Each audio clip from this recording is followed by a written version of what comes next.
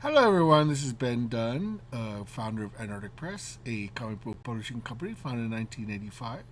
So, recently, a post was made by a user on Facebook about how to de-objectify women. Now, this actually caused quite a bit of debate, and I wanted to discuss that with you. Being an artist myself and being a drawing women in my comics, I found it rather interesting to see some of the replies that were made about this particular subject. Now, I this actual subject was made from a post that was on Heroic Girl's website, and the title of the article is called "How to De-Objectify Women" by Renee DeLiz. And the headline is How to De-Objectify Women, with the subheadline, as an artist, what can I consider I want to de-objectify and add power to female characters? Now, if you want to read the original article, I will post a link down below so you can see for yourself where this article came from and all the suggestions that were made, about the subject at hand. So here, I'm going to go ahead and give you my thoughts and feelings about all of this. So let's get into this, shall we? Let's go ahead and first define our terms. Now, what does it mean to objectify something? Well, according to the standard definition, objectifying something is to present an object, especially of sight, touch, or other physical sense, to make objective, externalize, to treat a person as an object or thing.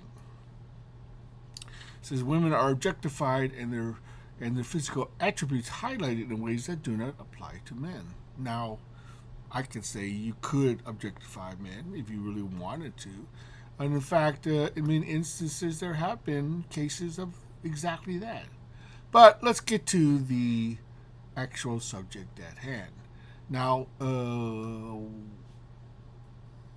if you are drawing superhero comics, now this only applies really to superhero comics or to comics aimed at men. Yes, comics were made for men.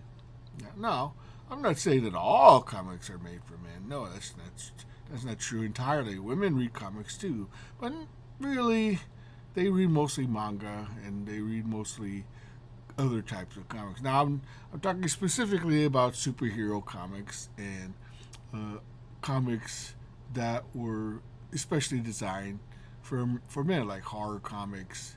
You know, basically comics where women are primarily shown in a very highly idealized way. And what do I mean by idealized? Well, certain attributes are exaggerated because we as artists can do that. The thing about art is that it's a creation made from the mind of a creator. We're not limited by real life. We can draw anything we want, any way we want. We are only limited by our own imagination. We can take it to as far the limit as we can. We can subdue it if we want to. However, many a fortune and careers were made by a creator's ability, an artist's ability to draw women, beautiful women, sexy women, women that is an ideal, almost of goddess proportions that in real life could probably never exist. What we're trying to do is more or less represent in an artistic fashion what cannot be portrayed in real life. And that's fine because we're drawing superheroes, for God's sakes. Superheroes are supposed to represent a higher ideal. You think men could ever have a physique of most superheroes? Highly unlikely. Possibly it could be, but for the most part, we represent an ideal. Now, I think it's more or less like the author of the article has more or less a problem with the way women are presented in superhero comics. And I say superhero comics specifically because any other subject probably wouldn't really matter that much. You can draw women any way you want. The creators have and will draw their idealized version of the female form, and it's time immemorial. Now, the guy who posted it on Facebook, he must have realized this. Either he found this article just recently and decided to post it to create a bit of a stir, to have some engagement, in which case, bravo, very good. You did that. You did exactly. It did stir a lot of debate, did stir a lot of feelings, about what it means to draw beautiful, attractive women in comic books.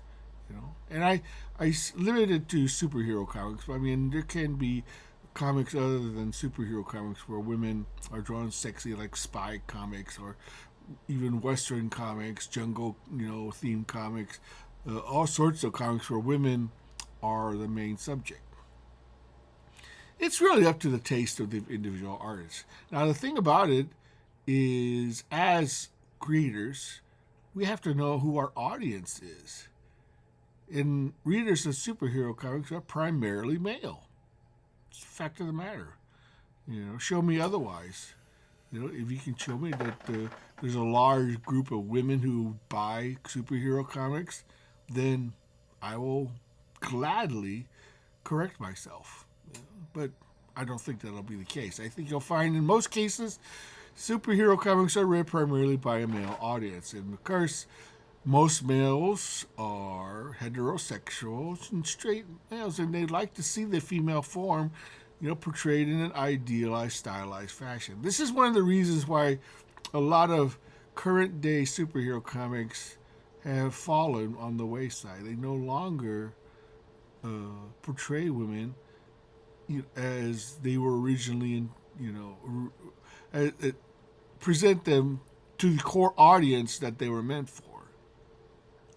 I'm sure that's an editorial decision. I'm sure that's a current day situation. That's fine. I have no problem with that. Absolutely no problem. In fact, I highly encourage it. Because that leaves the door open for those who do want to do that kind of stuff to be able to come in and provide a visual medium that will attract a new audience to us, to independent comics, away from them. Hey, I encourage Marvel and DC to keep it up. Do it. Do more of it.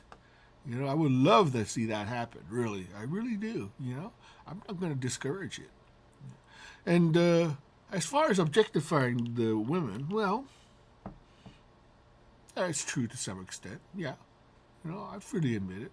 The thing about it is that when you're drawing comics, especially for the male gaze, you are drawing for a specific audience, and you're hoping that showing off your prowess as an artist to be able to draw women, in a highly idealized fashion can mean a return of monetary proportions. I mean, there's many examples of artists who made a living being able to draw incredibly attractive, beautiful, and albeit sexy women in order to make a sale. Frank Frazetta made a career of that. I can't think of a single instance where Frank Frazetta drew an ugly woman. Show me an example, and I will freely admit I stand corrected. And there are many other examples where women, Adam Hughes, good example. Frank Cho, good example. All fantastic, talented artists who can draw beautiful women and have made a career of doing so. And I feel that there's nothing wrong with it, because as long as there's demand for it, artists will fulfill that demand. I would tell this artist who is trying to, if he's genuinely trying to de-objectify women, in his drawing, then my advice to him would be stay away from superhero comics. Don't go anywhere near it. It's not gonna. You're not gonna, son. You ain't gonna make a career doing that stuff. It ain't gonna help you one bit. Find something else to do. There's a great Clint Eastwood quote where he says, "Man's gotta know his limitations." And this is exactly the situation. If you feel the need to not cater to the audience that that have a certain expectation on the way characters are presented, then you are going to simply fail. I mean, you're not going to attract the audience that you intend. If you're trying to change their minds, good luck. I wish you well. And I hope the best for you. But I think it'll be an uphill battle, a challenge, to diverge that mentality of what it means to be a superhero comic book artist. Because superheroes are meant to represent goddesses and gods on Earth. This is our modern day mythology. When the Greeks and the Romans, and for that matter, any mythology was created, all their gods were portrayed, at least the ones that were quote unquote, most of their gods were portrayed as perfect examples of the human physique. And they wanted to strive for that ideal that we could also become such human beings, such creatures, of mythology. And superheroes is modern day mythology. Now, it's only been like the last maybe 20, 30 years that we've deconstructed the superhero to become more human. But, the thing about it is that, we're already human. There's no reason for us to read a comic book about a guy who's an ordinary guy. It doesn't represent some sort of higher ideal. But I digress. So back to the matter at hand. Like I said, I find nothing wrong with quote unquote objectifying, women and men. I'm an equal opportunity objectifier. I will be gladly stand by an artist's right to portray characters in any way, fashion that will maximize their earning potential. If they can make their drawing attractive to an audience, a core audience that support that kind of visual, then who would it be for me to say otherwise? Is there, like so many people are quickly point out, it's not meant for you. Move on to something else. You don't have to buy what we're producing. It's not. You have the right to refuse to get it. The thing of this is that we as artists have the freedom to portray anything we want, because we have the ability to portray anything we want. We could take a blank piece of paper and create worlds, galaxies, universes, characters from whole cloth, that may someday become icons of pop culture. And this is what, I continue to want to encourage, because it expands creativity, expands, our ability to try something new and different. If that's something that, as a creator, you have problems with, then fine, don't do it. If your conscience won't allow you to do that, then fine. But don't tell other creators what they can and can't do. That's ridiculous. Short-sighted. And incredibly arrogant to criticize another artist for what he wants to do. An artist is an artist, because he creates. He is able to do what he wants because he has that ability to do so. I could, in the privacy of my own room, draw and sketch whatever I want. Every artist has that ability. What we share, we hope that we can turn into some sort of monetary value. It's really what it comes down to.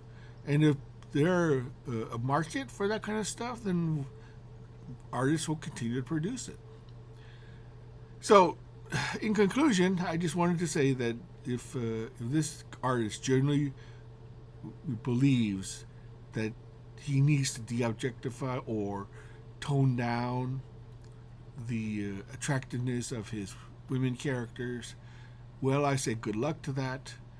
But I think personally he's on the road to failure. I'm not doing that, saying that, to discourage him by any fashion. He may have to learn the hard way. Who knows?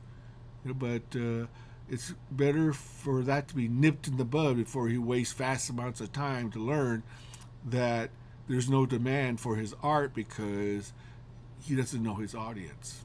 So, anyway, this is a little food for thought. If you like what I've said, please like and subscribe. Costs you nothing, not 1 red cent. So what do you got to lose? Press that like button, press that subscribe button, press. So until next time, this has been Dunn, signing off.